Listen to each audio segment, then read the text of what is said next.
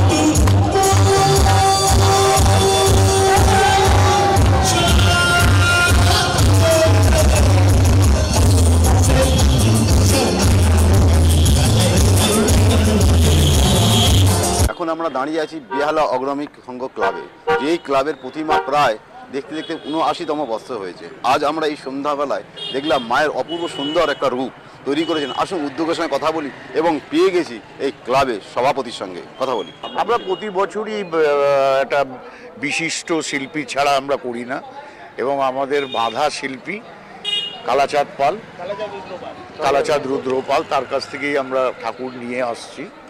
এবং আপনি দেখবেন যে আজকের এই প্যান্ডেলটার ভেতরে আমরা একটা জিনিস তুলে ধরার চেষ্টা করছি, যেটা মানুষ আস্তে আস্তে বাংলার ঐতিহ্যশালী যে সঙ্গীত, যেটা আমরা ছোট থেকে দেখে এসছি।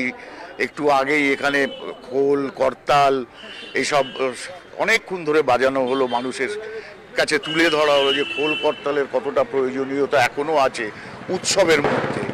এছাড়া দেখবেন পাটকাঠি দিয়ে এই যে প্যান্ডেলটা করা হয়েছে, এটাও একটা পাট, একটা বাংলার একটা বিরাট কি বলবো বিশিষ্ট পদার্থ, এবং ব্যবসায়িক দিক থেকে একটা সময় ছিল, উপকারিতার দিক থেকেও একটা বিশিষ্ট। পাট হচ্ছে যেমন পাট শিল্প বাংলা নিয়ে একটা নজির ছিল, যে পাট শিল্প অসংখ্য জুট মিল গড়ে উঠেছিল, হুগলি তীরে অসংখ্য জুট মিল ধরেছিল। এই পাট একটা মানুষের অর্থাৎ বাঙালি বা পশ্চিমবঙ্গের সঙ্গে ওতপ্রোতভাবে জড়িত আছে। সেই পাট শিল্পকে আজকে আমরা তুলে ধরার চেষ্টা করেছি, মানুষের মনের মধ্যে যাতে এটা ঢোকাতে পারি সেই চেষ্টাই আমরা করেছি। এছাড়া আমাদের ক্লাবের একটা বিরাট নাম আছে এই এলাকায়। আমরা সারা বছর ধরে নানা রকম সোশ্যাল কাজ করে বেড়াই। সোশ্যাল কাজ বলতে আমরা সবসময় বলি মানুষের পাশে দাঁড়াই, আমরা মানুষের পাশে দাঁড়াতে চাই। আমরা ধরুন থ্যালাসেমিয়া সোসাইটির সঙ্গে রয়েছি, আমরা স্পেশাল চাইল্ড স্কুলের সঙ্গে রয়েছি। দুটো এই এলাকার মধ্যে দক্ষিণ ২৪ পরগনার মধ্যে দুটো ওল্ড এজ হোম আছে। ৯০ জন বৃদ্ধ বিভিন্ন জায়গা থেকে তুলে এনে তাদেরকে রাখা হয়েছে। আমরা তাদের পাশে থাকি সারা বছর ধরে। আমরা তাদের সঙ্গে থেকে তাদের প্রয়োজনীয়তা দিকে লক্ষ্য রেখে যা যা দরকার হয় আমরা দিই, এবং সব কিছু কিন্তু কেন্দ্র থাকে এই কালী পুজো। এছাড়া ধরুন পাড়ায় যেসব কৃতি ছাত্রছাত্রী আছে তাদেরকে আমরা সবার সামনে তুলে ধরি। বিভিন্ন জায়গায় আপনারা দেখতে পাবেন ছাত্রছাত্রীরা হয়তো স্ট্যান্ড করছে কিন্তু কেউ জানতে পারছে না।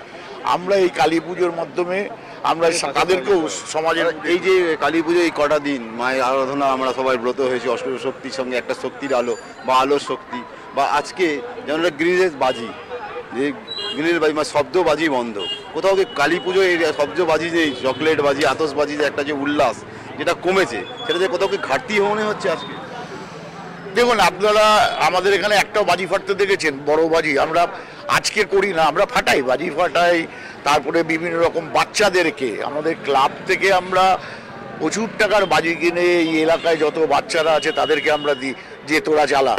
তোরা আনন্দ কর। তো এই পুজোটার মাধ্যমে শুধু বাজি নয়, আমরা চেষ্টা করি শব্দবাজিটাকে আটকানোর, এবং তার সঙ্গে সঙ্গে যতটুকুন কালী পুজো বলতে যা যেটুকুন হয় আমরা সেগুলো আতশবাজি ছাড়া কালী পুজো, আতশবাজি, হ্যাঁ আতশবাজি ছাড়া তো কালী পুজো হয় না।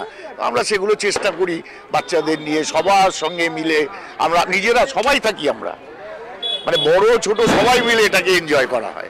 শেষ প্রশ্ন আপনার কাছে, এই যে পুজো এই কটা দিনে আছে ভাই দ্বিতীয়া বলছে একটা বাঙালির একটা আবেগ, কালী পুজো, সে দুর্গা পুজোর পরে কালী পুজো এবং কালী পুজোর পরে ভাই দ্বিতীয়া, একটা বাঙালি যে একটা আবেগ, এই কটা দিন যে কি আপনারা সবাই আমরা একত্রিত হয়েছি, কিভাবে কাটাবেন এই কটা দিন? এটাও কিন্তু একটা বৈশিষ্ট্য আছে অগ্নিসংঘ ক্লাবের। এই আজ থেকে শুরু হলো, এলাকায় যত লোক আছে, ক্লাবের তো ধরুন সদস্য আছেই প্রায় 80-100 জন, পুরো পরিবার, বাড়িতে রান্না হয় না, আমরা সবাই একসঙ্গে খাওয়া দাওয়া করি। শুধু তাই নয়, পুজোর পরের দিন আমাদের এখানে প্রায় 1500 থেকে 1700 লোক খায়।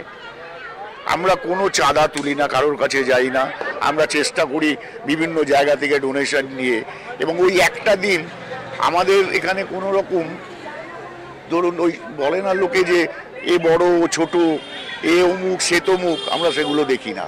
এবং আমরা যে বসে খাওয়াই লোককে, পুরো বিয়ে বাড়ির খাবার হয়, হয়তো নিরামিষ হয়, কিন্তু একদম আইসক্রিম পর্যন্ত, যাদের লোকে খেয়ে বলে খুব ভালো লাগলো, পুজোটাকে ভালো করে এনজয় করলাম। আমরা সবাই থ্যাংক ইউ।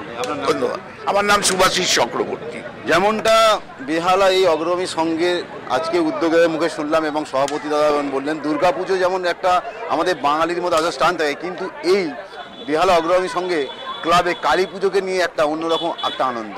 যেমনটা শুনলেন যে আপনারা ওনার উদ্যোক্তার মুখে এবং সভাপতির মুখে সারা বছর ওরা কিছু না কিছু সমাজ মূল্যায়ন কাজ করে, যেমন ঠিক তারই পাশাপাশি আজ থেকে ভাই দ্বিতীয়া পর্যন্ত এই এলাকার যে সমস্ত মানুষ থাকেন, এছাড়া ক্লাবের মেম্বার সদস্য সবাই মিলে একত্রে থাকেন এবং রান্নাবান্না খাওয়া দাওয়া একত্রে হয়। পুজোর পরে যেন একটা আনন্দ উৎসব থাকে, মানে বলা যেতে পারে বেহালা অগ্রণী সময় দুর্গা পুজোর পরেও যেন আরও একটা দুর্গা পুজো, শুধু এখানে কালী পুজো। বেহালা থেকে সঞ্জয় মাঝি, ওঙ্কার বাংলা।